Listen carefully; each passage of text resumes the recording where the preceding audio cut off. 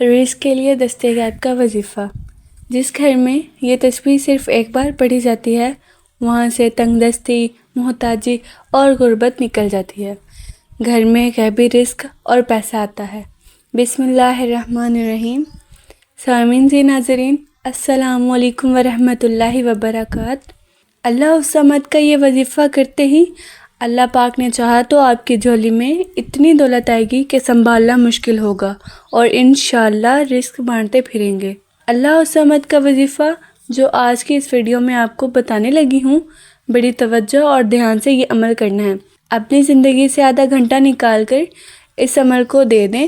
اگر آپ کے گھر میں لاچاری ہے، غریبی ہے، تنگ دستی ہے، پائی پائی کے محتاج ہیں، گھر میں ناگہانی آفات ہیں، بیماریاں ہیں، بھائیوں اور بیٹیوں کی شادی کے مسائل ہیں، قرضوں کا بوجھ ہے یا کاروبار میں نقصان کا سامنا ہے، تو یہ وظیفہ کریں، انشاءاللہ تمام پریشانیاں دور ہوں گی۔ جب انسان تنگ دستی میں ہو یا مالی پریشانی میں گرا ہو تو وہ بندہ ذہنی مریض بن جاتا ہے، لیکن اللہ سمد کے اس وظیفے سے تمام پریشانیاں ختم ہو جائیں گی۔ اللہ پاک بن مانگے عطا فرماتا ہے۔ انسان کی جو حاجتیں ہوتی ہیں وہ پوری کر دی جاتی ہیں۔ تو آج رب کریم کے حضور جھولی پھیلا کر اس وظیفے کے بعد جو مانگنا ہو مانگ کر دیکھ لینا۔ اللہ پاک کی ذات پر سچا بھروسہ کرتے ہوئے یہ عمل کریں۔ یقین کے ساتھ اللہ ہے اور شک کے ساتھ شیطان ہے۔ انسان کے دل میں وسوسے ہوتے ہیں کہ پتہ نہیں یہ وظیفہ اثر کرے گا یا نہیں کرے گا، تو یہ وسوسے عمل کو ضائع کر دیتے ہیں۔ اللہ کی ذات پر بھروسہ کرتے ہوئے یہ عمل کرنا ہے۔ پھر جو اللہ کی راہ کے مسافر بن جاتے ہیں، کامیابی ان کا مقدر بن جاتی ہے۔ اللہ پر توکل اور انسان کی ذات پر یقین کا سفر در حقیقت دکھ بھری زندگی سے پرسکون زندگی کی طرف سفر ہوتا ہے۔ یقین کرنے والے کو سکون قلب کی نعمت میسر ہوتی ہے۔ اللہ جو سب کا بادشاہ ہے، اس کے کن فیکون سے مقدر بدل دیا جاتا ہے۔ اگر اللہ پاک پر توکل اور بھروسہ کریں جس طرح توکل کرنے کا حق ہے، تو اللہ پاک ایسے رزق دے گا جیسے پرندوں کو دیتا ہے۔ جب انسان اپنے رب پر اس قدر بھروسہ کر لیتا ہے کہ کوئی بھی اس کی ضرورت پوری کرنے والا نہیں سوائے اللہ کے، تو اللہ پاک اپنے بندے کو مایوس نہیں لوٹاتا۔ تو ہمیشہ اپنی عقل سے زیادہ اللہ پاک کی ذات پر بھروسہ کیا کرو، کیونکہ اللہ پر پختہ یقین سخت اندھیرے بھی روشنی میں پیدا کرتے ہیں۔ اللہ پاک کہیں نہ کہیں سے راستہ نکال دیتا ہے، کیونکہ اللہ اپنے بندوں کو پریشان نہیں دیکھ سکتا۔ تو یہ وظیفہ پڑھتے ہی آپ لوگ اپنی آنکھوں سے غیبی طریقے سے اپنے پاس دولت اور رزق کو آتا دیکھیں گے۔ چاروں طرف سے رزق کے اسباب کھل جائیں گے۔ رزق کے بند دروازے فوری طور پر انشاءاللہ کھل جائیں گے۔ افلاس اور تنگ دستی کے لیے چاشت کی نماز کا وظیفہ۔ فی زمانہ ہر شخص افلاس اور تنگ دستی میں مبتلا ہے اور دنیاوی جدوجہد میں اپنا وقت ضائع کرتے ہیں، مگر ان کو مقصد حاصل نہیں ہوتا۔ تو جو لوگ مصیبت میں ہیں وہ دنیاوی سعی اور کوشش کے ساتھ ساتھ روحانیت کی طرف بھی متوجہ ہوں۔ پھر آپ دیکھیں گے کہ اللہ پاک کی بارگاہ میں حاضری آپ کے مقصد کو کتنا جلد پورا کرتی ہے۔ اللہ پاک کو اپنے بندوں کا سجدہ بہت پسند ہے، اس لیے اس کے محبوب بندوں نے سجدے کی راہ اختیار کی ہے۔ سجدے کی بہترین صورت نمازیں ہیں، اس کے بعد نفل نمازیں۔ نفل پڑھنے کا اجر بہت ہے، کیونکہ یہ انسان کے اختیار میں رکھا گیا ہے۔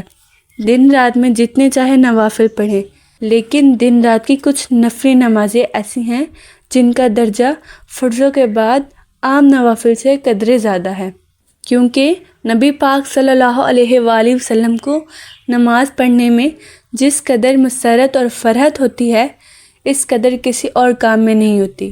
یہ وجہ ہے کہ نبی کریم صلی اللہ علیہ وآلہ وسلم نے ارشاد فرمایا، نماز میری آنکھوں کی ٹھنڈک ہے۔ نوافل کے ذریعے اللہ پاک کا قرب جلدی حاصل ہو جاتا ہے۔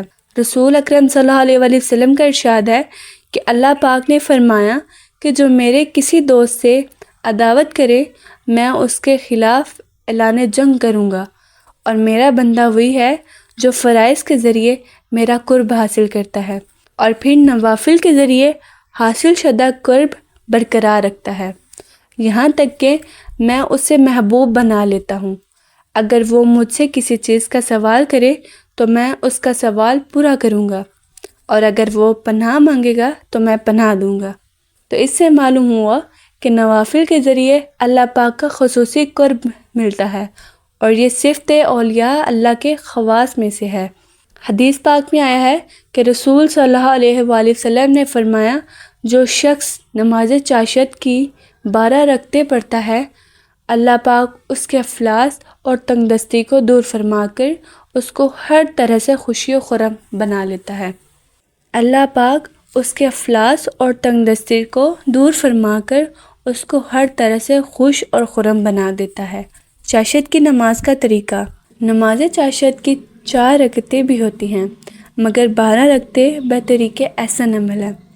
2 رکعتیں پڑھیں 6 سلام سے اور 12 رکعتیں پوری کریں، یا پھر 12 رکعتیں 3 سلام سے پڑھیں۔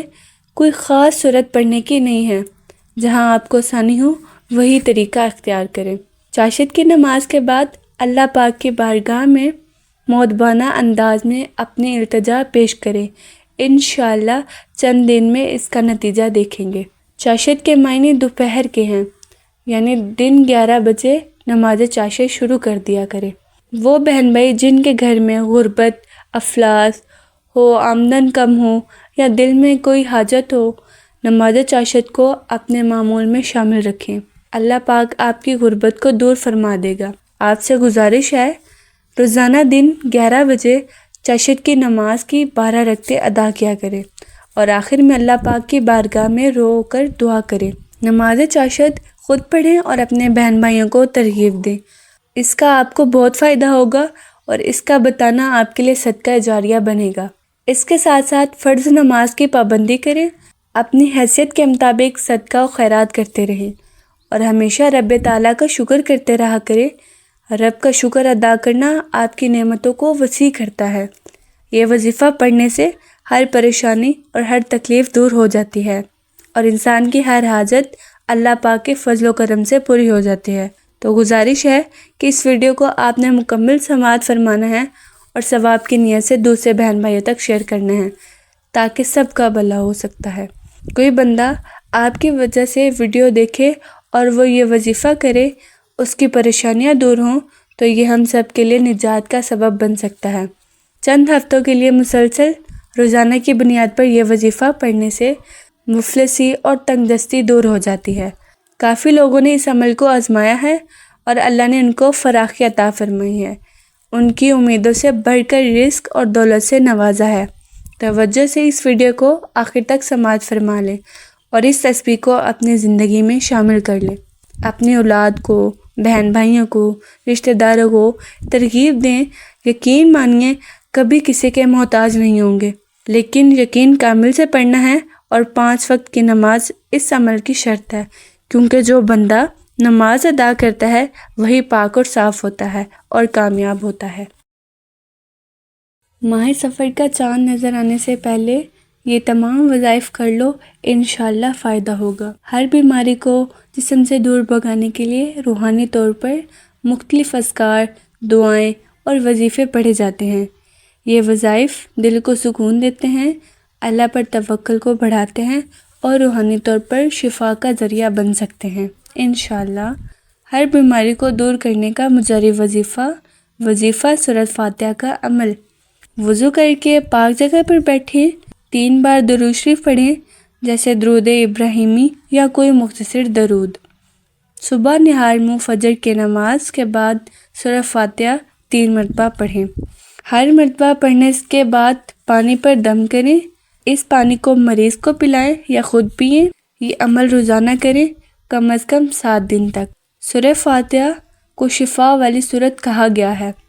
حدیث میں آیا ہے کہ یہ شفا ہے، اور ہر بیماری کے لیے اللہ کے حکم سے۔ سورۃ فاتحہ کو شفا والی سورت کہا گیا ہے۔ حدیث میں آیا ہے کہ یہ شفا ہے ہر بیماری کے لیے اللہ کے حکم سے۔ اضافی دعائیں۔